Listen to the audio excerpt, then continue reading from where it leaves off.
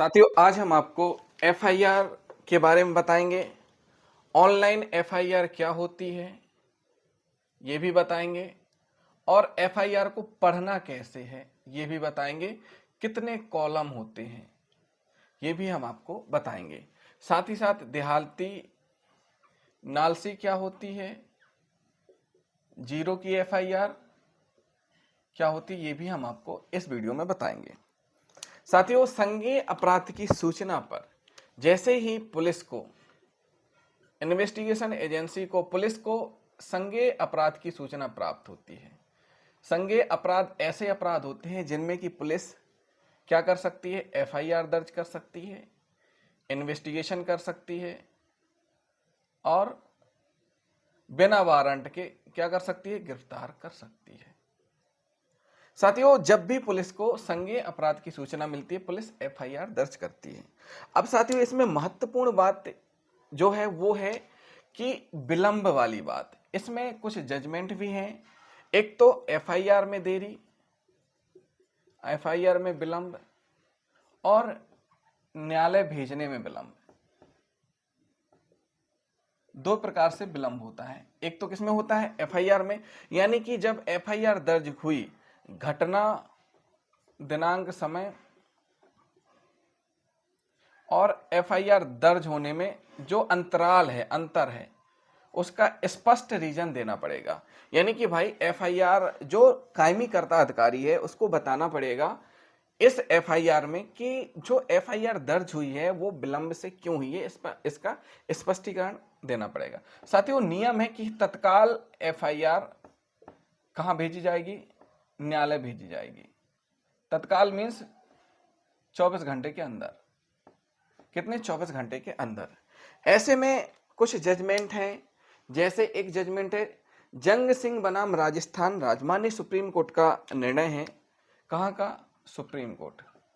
माननीय supreme court ने जंग सिंह बनाम राजस्थान राज्य के केस में, जिसमें निर्णय हुआ है 2000 में, सन 4 मई 2000 में निर्णय हुआ है। इसमें जो एफआईआर है वो 3 दिन विलंब से न्यायालय भेजी गई थी। तो ऐसी स्थिति में उसका खामियाजा अभियोजन को भुगतना पड़ा था। मतलब सीधी सी बात है, एफआईआर विलंब से न्यायालय भेजी गई है तो क्यों भेजी गई है उसका स्पष्टीकरण स्पष्ट होना चाहिए। अगर विलंब से भेजी जा रही है न्यायालय में तो उसका कहीं ना कहीं फायदा अभियुक्त को मिलेगा। उसके बाद एक जजमेंट ऐसा है जो बिजॉय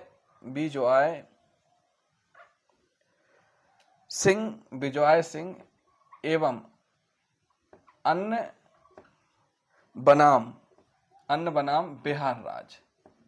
देखिए, बिजॉय सिंह अन्य बनाम बिहार राज्य के केस में माननीय सुप्रीम कोर्ट ने कहा है कि जिस भी न्यायालय में एफआईआर भेजी गई है उस न्यायालय की जिम्मेदारी है कि वह न्यायालय जितने दिनांक को एफआईआर प्राप्त हुई है, एफआईआर प्राप्ति और उसका समय, टाइम भी अंकित करे। क्या करे, एफआईआर की प्राप्ति का समय भी अंकित करें और अगर विलंब हुआ है तो उसका स्पष्टीकरण अवश्य होना चाहिए। तो साथियों, ये हमने बेसिक चीज बता दी। अब हम आपको एक एक करके जो एफआईआर के कॉलम हैं, एफआईआर को पढ़ना कैसे है वो हम आपको बताएंगे। आपकी एफआईआर आपके पास है, अब आपको उसको समझना कैसे है, उसमें कौन कौन से ऐसे कॉलम हैं, कौन कौन से ऐसे डेट एंड टाइम है, ड्यूरेशन है, वो सारी चीजें हम आपको एक एक करके स्टेप बाय स्टेप करके आपको इस वीडियो में बताएंगे। तो साथियों, सबसे पहले हम जान लेते हैं। देखिए, जो एफआईआर का जो फॉर्मेट रहता है उसमें आपको सबसे पहले फर्स्ट इंफॉर्मेशन रिपोर्ट लिखा मिलेगा, अंडरलाइन होगी, ठीक। इसके बाद इस अंडरलाइन के नीचे लिखा होगा अंडर सेक्शन, यानी किस सेक्शन के अंतर्गत एफआईआर दर्ज हुई है, यानी BNSS 173। उसके बाद ये जो इंग्लिश का है, इंग्लिश हिंदी दोनों में एफआईआर रहती है। मतलब जो एफआईआर का विवरण है हिंदी और इंग्लिश दोनों में आपको मिलेगा। इसके नीचे जस्ट लिखा रहेगा प्रथम सूचना रिपोर्ट। क्या लिखा रहेगा, प्रथम सूचना रिपोर्ट। और उसके बाद ब्रैकेट में धारा 173 BNS के तहत ये जो FIR दर्ज हुई है किसके तहत हुई है? भारतीय नागरिक सुरक्षा संहिता की धारा 173 के तहत। ये ऊपर लिखा रहेगा। अब आपके चालू होंगे पॉइंट, यानी जैसे मतलब सीरियल नंबर एक, इसमें कॉलम रहते हैं।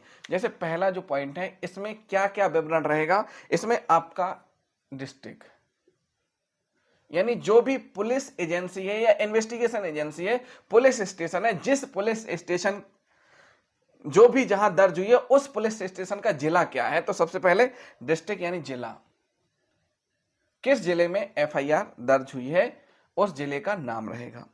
उसके बाद फिर इस साइड यहां पर PS यानी थाना पुलिस स्टेशन, PS का मतलब क्या होता है? पुलिस स्टेशन, तो यहां पर थाने का नाम लिखा रहेगा। उसके बाद FIR नंबर, यानी जो FIR दर्ज हुई है उसका कौन सा नंबर उस थाने में है, यानी जैसे 1 2 3 4 5 6, तो आपका नंबर जो है किस सीरियल का है वो यहां पर रहेगा। प्रथम सूचना रिपोर्ट, ऐसा हिंदी में भी आपको लिखा मिलेगा, और प्रथम सूचना रिपोर्ट संख्या, तो यहां पर संख्या लिखी रहेगी, और यहां पर क्या रहेगा? ईयर, और हिंदी में एक ब्रैकेट में वर्ष लिखा रहेगा, तो यहां वर्ष हो जाएगा। ये आपका कॉलम नंबर 1 है। इसमें एक चीज और बहुत महत्वपूर्ण रहती है, ये ध्यान देने वाली बात है। इसी के नीचे यहां लिखा रहता है date and time of FIR, यानी कि प्रथम सूचना, जो भी आपकी प्रथम सूचना रिपोर्ट है, प्रथम सूचना रिपोर्ट की दिनांक और समय। साथियों ये ऑनलाइन वाली हम आपको बता रहे हैं। देहाती नालसी में क्या रहेगा? ये वाला टाइम देहाती नालसी में जनरेट नहीं होता है, ये केवल ऑटोमेटिक जनरेट होता है। किसमें? ऑनलाइन वाली FIR में, जो CCTNS के अंतर्गत कायम की जाती है। ये वाला टाइम कहलाएगा आपका कायमी का। यहां पर लिखा रहेगा डेट एंड टाइम, यानी कितने तारीख को कितने बजे FIR रजिस्टर्ड हुई, ये वाला टाइम माना जाएगा आपका क्या? FIR का। और फिर इस टाइम से ये तुलना की जाएगी किसकी? घटना दिनांक समय की। अब साथियों ये आपका कॉलम नंबर 1 कंप्लीट हुआ। अब कॉलम नंबर 2 क्या कहता है? कॉलम नंबर 2 में आपका सीरियल नंबर यानी क्रम संख्या, ठीक, यानी कि जो भी एक्ट है यहां पर क्या लिखा रहेगा? ये क्रम संख्या हो जाएगा। और ये दूसरे कॉलम में विधान, यानी कानून, कौन सा कानून? एक्ट है, कोई अधिनियम है, या कोई BNS है, या जो भी माइनर एक्ट, या जो भी जिसके अंतर्गत कार्रवाई हो रही, आबकारी एक्ट है 1 2, जितने भी सेक्शन लग रहे हैं किसी विशेष अधिनियम से संबंधित है, तो वो भी इसमें लिखे जाएंगे। उसके बाद जो अगला कॉलम रहेगा ये रहेगा सेक्शन का। इसमें क्या रहेगी? धाराएं रहेंगी, यानी कि एक्ट से संबंधित धारा, BNS से संबंधित धाराएं लिखी जाएंगी। ये आपका कॉलम नंबर 2 हो गया।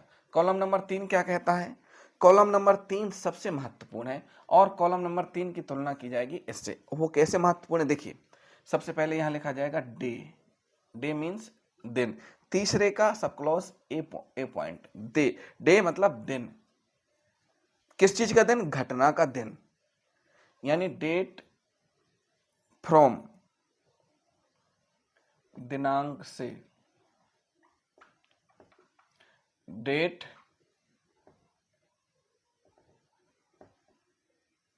टू तक, दिनांक तक। कहां तक? दिनांक तक।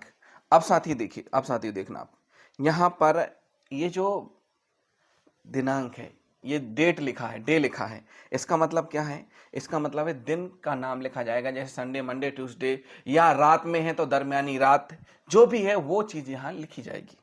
उसके बाद किस तारीख को, जैसे 1 जनवरी 2025 को कितने बजे से, रात्रि के 10 बजे से, रात्रि या सुबह 10 बजे से, अगर रात्रि 10 बजे से है तो फिर 2200 बजे, चूंकि 24 घंटे का फॉर्मेट चलता है, 2200 बजे से कितने बजे तक चली लड़ाई? तो हो सकता है 1/1/2025 के 1 घंटा चली हो, 2300 बजे तक। यानी जो ये 1 जनवरी को कौन सा दिन था वो यहां लिखा जाएगा, और लड़ाई का जो समय है वो यहाँ अंकित किया जाएगा। ये बहुत महत्वपूर्ण टाइम कहला जाता है, यानी एक्चुअल में घटना का जो समय ये कहलाएगा।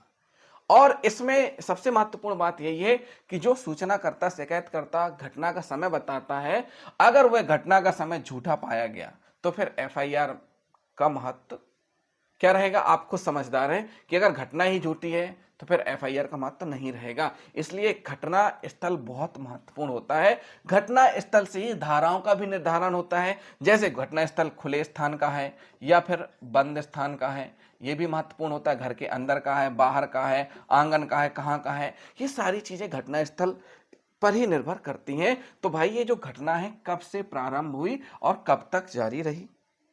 उसके बाद थाना जहां सूचना प्राप्त हुई, इंफॉर्मेशन, इसका बी पॉइंट जो कहता है, बी पॉइंट बहुत महत्वपूर्ण है। ये कह रहा है information, information received, information received 8 PS। इसका मतलब क्या हुआ, थाना जहां सूचना प्राप्त हुई, थाना जहां सूचना प्राप्त हुई। इसमें डेट क्या रहेगा, एक तो डेट रहेगा और समय रहेगा। मतलब ये हुआ कि जो घटना हुई थी 1 तारीख को, आखिर थाने में उसी दिन आ गई सूचना कि दूसरे दिन आई, सूचना कैसे आई, ये बहुत महत्वपूर्ण माना जाता है। मतलब उस दिन आ गई कि जैसे 1/1/2025 के 23 बजे घटना हुई, 23:30 यानी आधा घंटे में थाने आ गए सूचना देने, या फिर दूसरे दिन आए 2/1/2025 को सुबह 10 बजे आए। जो भी आएंगे वो टाइम इसमें डाला जाएगा कि इतने बजे सूचना दी गई। उसके बाद ये जो सी वाला पॉइंट है ये बहुत महत्वपूर्ण है। सी वाला पॉइंट कहता है जर्नल डायरी,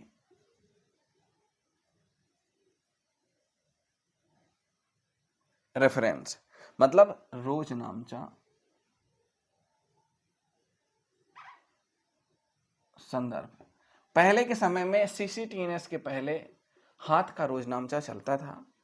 उस हाथ के रोजनामचे में भी एंट्री की जाती थी और जो भी रिपोर्ट विवरण रहता था पूरा का पूरा जर्नल डायरी जो रहती थी रोजनामचा में अंकित किया जाता था। और ये इसलिए भी अंकित किया जाता है क्योंकि एक बार रोजनामचे में एंट्री हो गई फिर उसमें फेरबदल नहीं किया जा सकता। यानी कि जैसे ही सूचना प्राप्त हुई, सूचना जो भी प्राप्त हुई है उसको रोजनामचा में क्या करना, रोजनामचा में संदर्भित करना, यानी एंट्री उसको दर्ज करना, यानी प्रविष्टि। अब साथियों इसमें एक महत्वपूर्ण चीज ये हो जाती है कि उसमें कब एंट्री की गई, यानी कि एंट्री का कौन सा नंबर है। जैसे 000, इसके बाद से जैसे 1/1/2025 के 00 हो गए तो 2 तारीख स्टार्ट हो गई, तो 2 तारीख से फिर GD 1 2 3 ऐसे GD चालू हो जाएंगे, हर दिन GD नहीं चालू हो जाएंगे। तो साथियों किस GD पर यानी किस सीरियल नंबर पर ये FIR की रिपोर्ट डली, मान लीजिए 10 नंबर है सीरियल, तो 10 नंबर पर, अब जो 10 नंबर पर रिपोर्ट डली है वो किस तारीख को, जैसे 2 तारीख को, 2 जनवरी 2025 को के सुबह 10 बजे, कितने बजे, 10 बजे रिपोर्ट डली कहलाई। तो ये इसमें उल्लिखित होगा, क्या होगा, इसमें उल्लिखित किया जाएगा। अब साथियों जैसे ही जनरल डायरी में ये जो टाइम है ये ऑटोमेटिक जनरेट होता है, ये लिखेंगे नहीं। जैसे ही आपने रोजनामचा का विवरण डाला और उसको सबमिट किया तो आपका यहाँ ये वाला नंबर और ये वाला नंबर ऑटोमेटिक जनरेट हो जाएगा। और ये वाला जो नंबर है, ये डेट ऑफ कायमी वाला, ये वाला, ये सबसे लास्ट में मिलता है। कब मिलता है, सबसे लास्ट मिलता है। जब आप FIR का विवरण पूरा लिख करके और सबमिट कर देंगे वैसे ही आपको इसकी डिटेल मिल जाएगी कि यानी कायमी कब हुई। ये आपको बेसिक इंफॉर्मेशन आपने डाल दी। भाई पहली चीज क्या है, आपको थाने में जो भी सूचना करता है आया, आपने उसकी डिटेल डाल दी टाइम देख करके।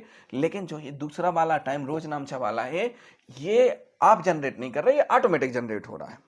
ये हमने 3 पॉइंट बता दिए। अब साथियों जो कॉलम नंबर चौथा है बहुत महत्वपूर्ण है। कॉलम नंबर चौथा जो है वो भी बहुत महत्वपूर्ण है। साथियों जिन साथियों ने अभी तक हमारे चैनल को सब्सक्राइब नहीं किया है, हमारे चैनल को जरूर सब्सक्राइब कर लें और वीडियो को लाइक शेयर करना एंड कमेंट करना ना भूलें और हमें सपोर्ट करने के लिए चैनल को सब्सक्राइब करना भी ना भूलें। साथियों पॉइंट नंबर चौथा, कॉलम नंबर चौथा क्या कहता है, type of information. Type of information, यानी जो भी इंफॉर्मेशन है उस किस प्रकार से प्राप्त हुई है, सूचना का प्रकार, सूचना का प्रकार, यानी कि सूचना का प्रकार कैसा है, या तो मौखिक है या लिखित है, या तो मौखिक है या लिखित है, दोनों प्रकार से सूचना हो सकती है। लेकिन एक चीज और हम बता दें साथियों, देहाती नालसी के बाद जो भी एफआईआर होगी तो वो देहाती नालसी की स्टेट सेम रहेगी। अगर देहाती नालसी में मौखिक है तो उसमें भी मौखिक आएगा, देहाती नालसी में लिखित है तो उसमें भी लिखित ही आएगा।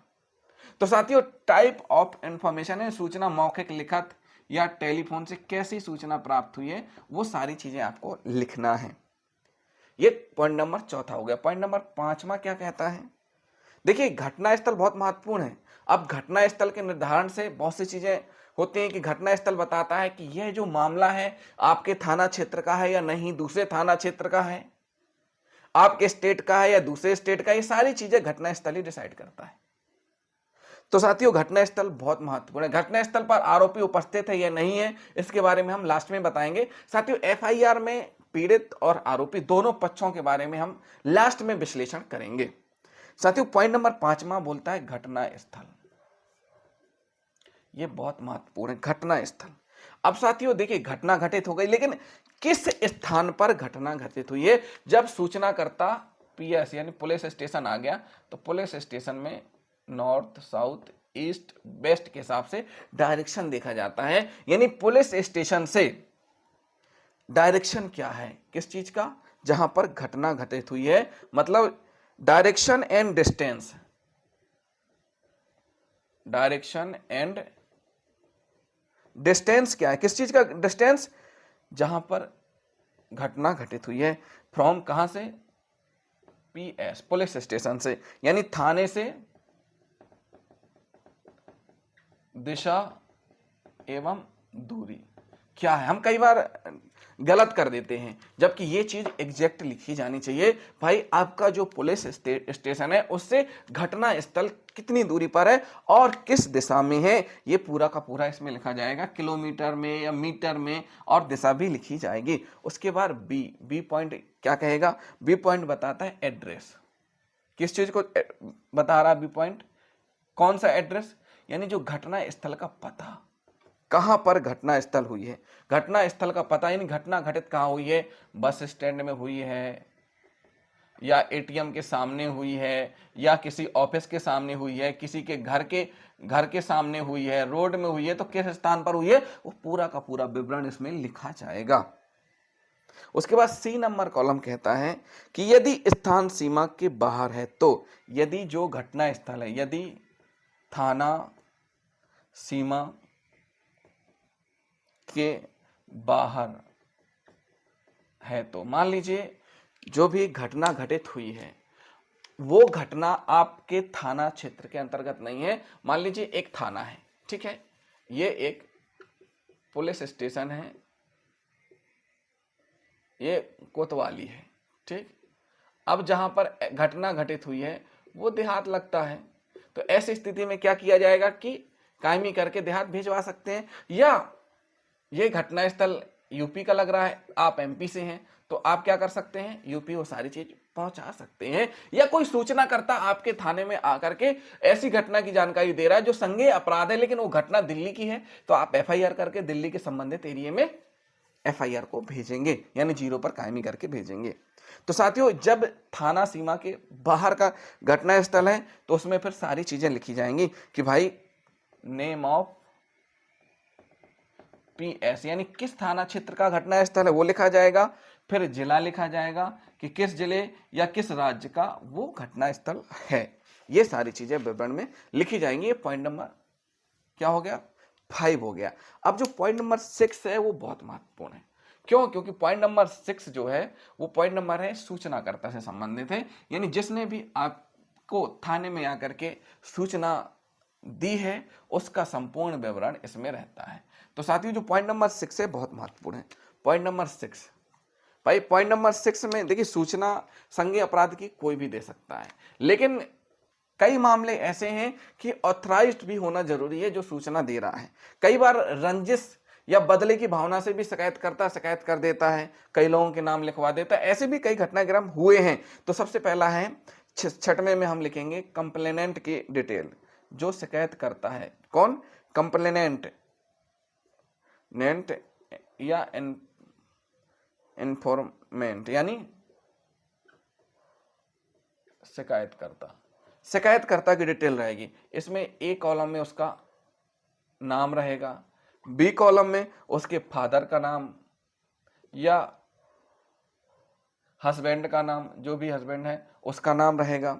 उसके बाद सी कॉलम में उसकी DOB रहेगी यानी डेट ऑफ बर्थ रहेगी, जो भी उसकी डेट ऑफ बर्थ है वो रहेगी। फोर्थ कॉलम में उसकी नेशनैलिटी रहेगी यानी राष्ट्रीयता क्या है। कभी कभी विदेश के लोगों के साथ भारत में घटनाक्रम हो जाता है, तो वही हम बता रहे हैं कि अगर भारत का है तो भारतीय, वो सारी चीज डिटेल डाली जाएंगे। ई कॉलम जो रहेगा, ई कॉलम में उसका UID नंबर डाला जाता है।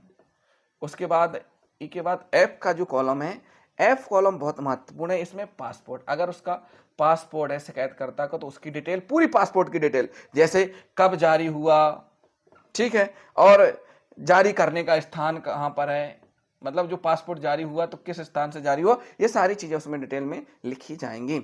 उसके बाद जो जी वाला पोर्शन है, जी पॉइंट में जो शिकायत करता है उसकी आईडी डिटेल रहेगी। आईडी डिटेल्स में क्या क्या चल सकता है? राशन कार्ड भी चल जाएगा, वोटर आईडी भी चल जाएगा, आधार कार्ड भी चल जाएगा, passport, driving licence, PAN card, ये सारी चीजें आईडी डिटेल्स में आ जाएंगी। उसके बाद एच में आ जाता है, क्या? एच में आ जाएगा एड्रेस। किसका एड्रेस?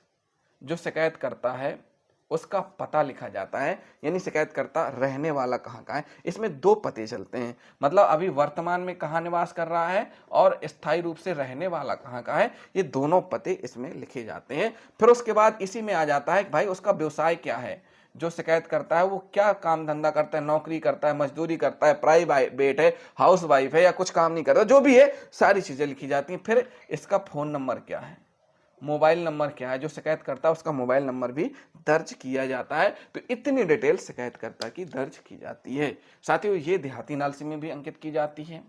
कई बार हम क्या करते हैं कि उसकी आईडी से संबंधित बेसिक डिटेल अंकित नहीं करते हैं, तो हमें बड़ी दिक्कत जाती है। जब कोर्ट में मामला पहुंचता है और फिर नोटिस जारी होता है तो हम फिर उस जो कंप्लेनर है उसको ढूंढ नहीं पाते हैं। तो इसलिए आईडी डिटेल जरूर सम्मिलित की जाए या उसकी कॉपी ले ली जाए आईडी की। साथियों, फिर पॉइंट नंबर 7 क्या कहता है? ये जो पॉइंट नंबर 7 है, ये अभियुक्त का विवरण है। जो अभियुक्त है, अभियुक्त का पूरा विवरण रहेगा, पूरा विवरण।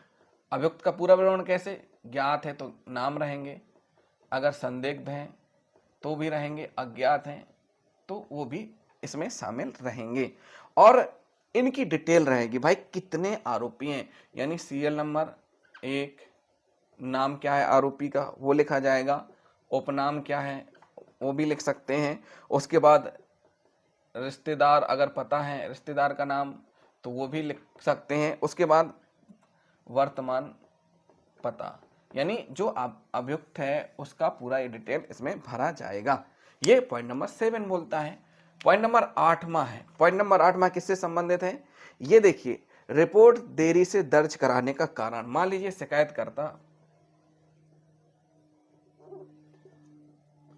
शिकायतकर्ता 8 दिन बाद थाने आ रहा रिपोर्ट करने, 8 दिन पहले की घटना है या 10 दिन पहले की घटना है, फिर रिपोर्ट करने आ रहा, तो उसको विधिवत कारण बताना पड़ेगा विलंब का। किसका कारण?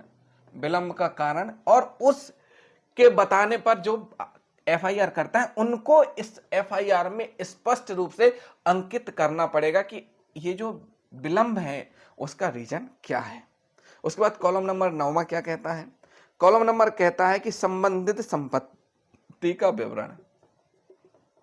संबंधित संपत्ति का विवरण, जैसे चोरी लूट के मामलों में सीरियल नंबर 1 संपत्ति जो थी उसका विवरण, संपत्ति की श्रेणी कैसी है, किस श्रेणी की संपत्ति है उसका विवरण, संपत्ति का प्रकार क्या है वो लिखा जाएगा। उसके बाद विवरण लिखा जाएगा संपत्ति का, ठीक है। और उसके बाद फिर मूल्य लिखा जाएगा, एक नंबर, 2 नंबर, 3 नंबर, ऐसे पूरा डिटेल भरा जाएगा।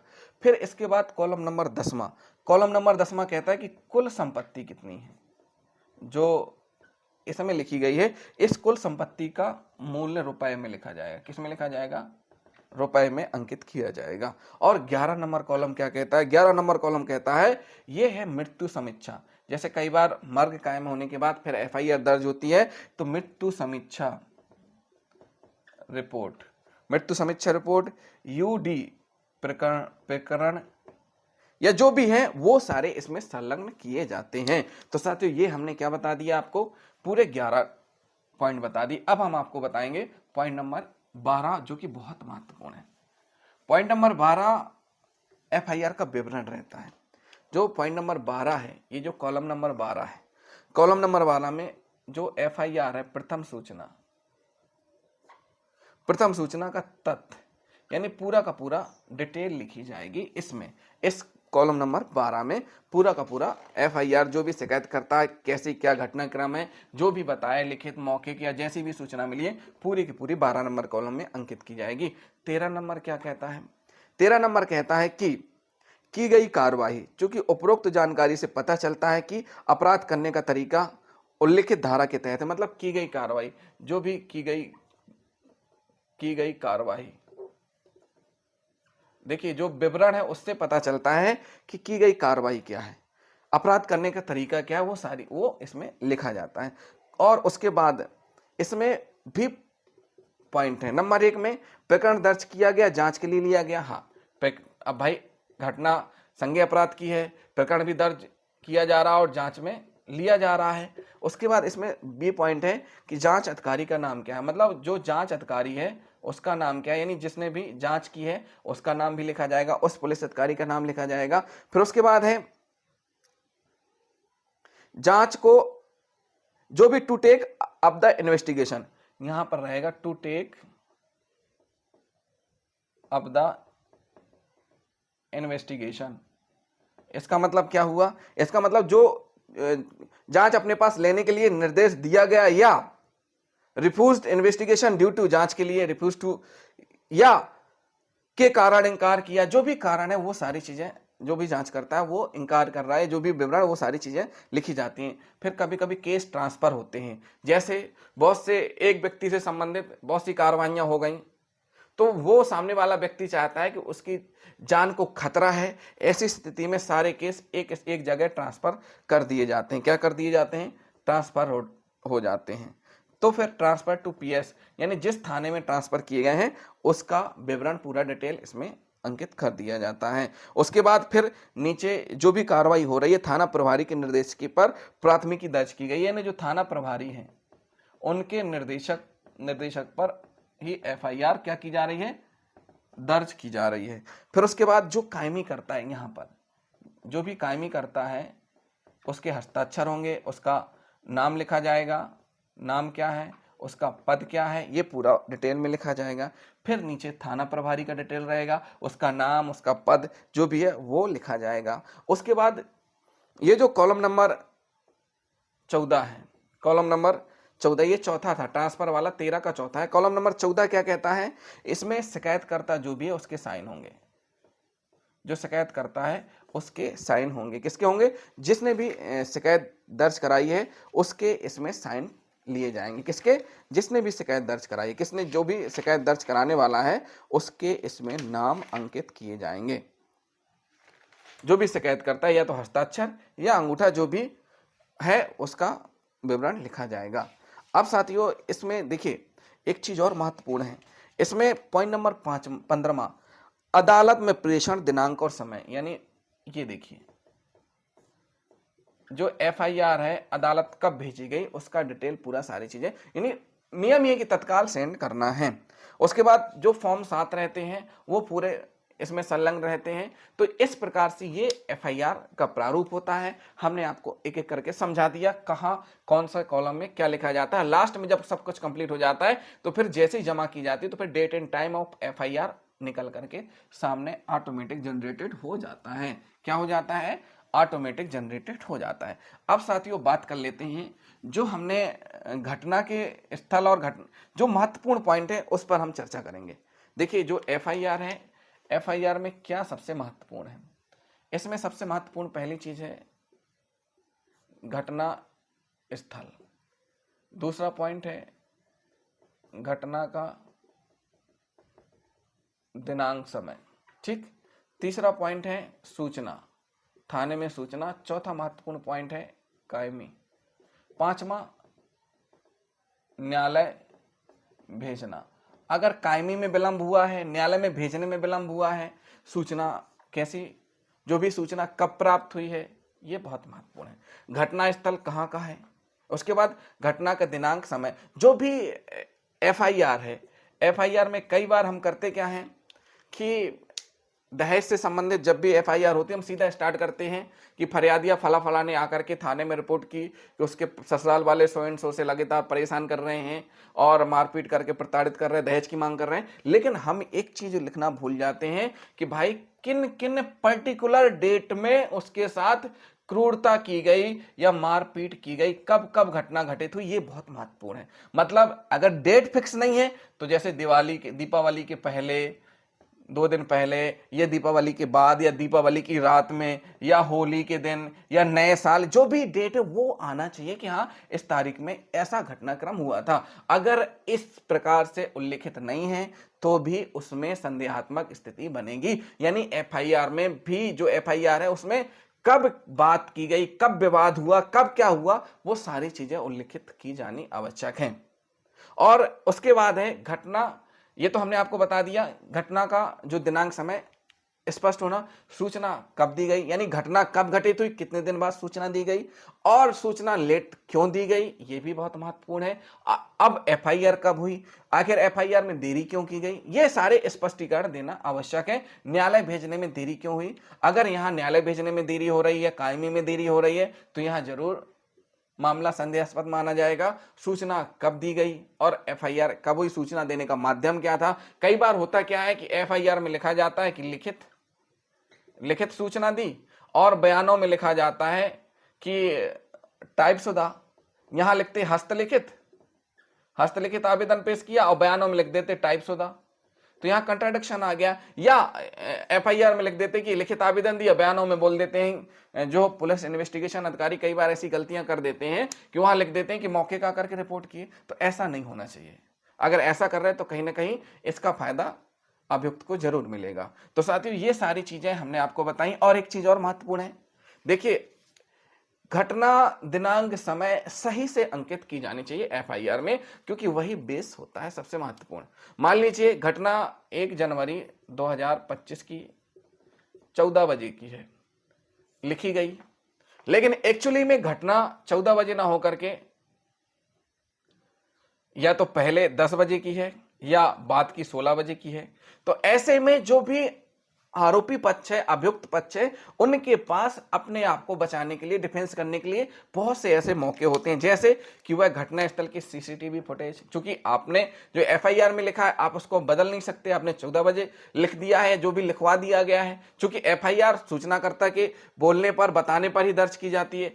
तो अभियुक्त के पास उस घटनाक्रम के संबंध में, अगर घटनाक्रम झूठा है या वो व्यक्ति जिसका नाम एफआईआर में दर्ज कर दिया गया है वो वहां मौजूद नहीं है, तो घटना स्थल की सीसीटीवी फुटेज और उसके बाद सीडीआर, लोकेशन, आसपास के बयान बहुत महत्वपूर्ण होते हैं। साथियों अभी 3 मार्च का माननीय जबलपुर हाईकोर्ट का निर्णय एक हुआ है, वो हमने अपलोड कर दिया, जिसमें बहुत महत्वपूर्ण निर्देश माननीय हाईकोर्ट के द्वारा दिए गए हैं कि अब पुलिस जब भी एफआईआर दर्ज करने के बाद इन्वेस्टिगेशन करेगी तो दोनों पक्ष, यानी एक आरोपी पक्ष होता है तो एक पीड़ित पक्ष होता है, तो दोनों पक्षों के डॉक्यूमेंट उस चार्जशीट और केस डायरी में संलग्न करेगी। मतलब ऐसा नहीं है कि एक यही धारणा हो कि सजा कराने का उद्देश्य हो, उसमें दोनों चीज, ताकि उसको डिफेंस लेने का अवसर मिल सके, यानी कि आरोपी को भी अपना न्याय पाने का अधिकार प्राप्त हो। इसलिए उन दस्तावेजों को भी शामिल किया जाएगा।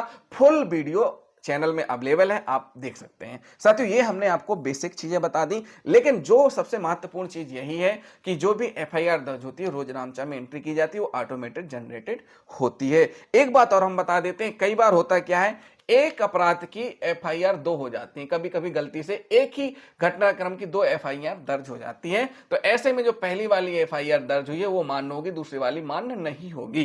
कई बार ऐसा भी हो जाता है कि एफआईआर एक व्यक्ति के खिलाफ हो जाती है लेकिन घटनाक्रम अलग अलग होता है, तो फिर दोनों अलाउ होंगी। लेकिन एक ही घटनाक्रम की अगर 2 एफआईआर दर्ज हुई है तो पहले वाली एफआईआर जो है वो मान्य होगी। कौन सी होगी? पहले वाली एफआईआर मान्य होगी। तो साथियों हमने आपको एफआईआर के बारे में बताया, एफआईआर कैसे, कितने कॉलम होते हैं, कौन दर्ज करता है, उसके बाद इन्वेस्टिगेशन कौन करेगा, जांच कौन करेगा, ये सारी चीजें होती हैं। एफआईआर दर्ज होने के बाद थाना प्रभारी के द्वारा एफआईआर को मार्क किया जाएगा कि न्यू इन्वेस्टिगेशन ऑफिसर कौन रहेगा, या उसकी इन्वेस्टिगेशन कौन करेगा, या स्वयं थाना प्रभारी करेंगे, या उनके अधीन जो भी है उनके द्वारा की जाएगी। तो ये सारी चीजें उसी में अंकित होती हैं। तो साथियों हमने आपको एफआईआर के बारे में बताया। वीडियो आपको पसंद आया हो तो वीडियो को लाइक, शेयर एंड कमेंट करना ना भूलें। थैंक यू साथियों।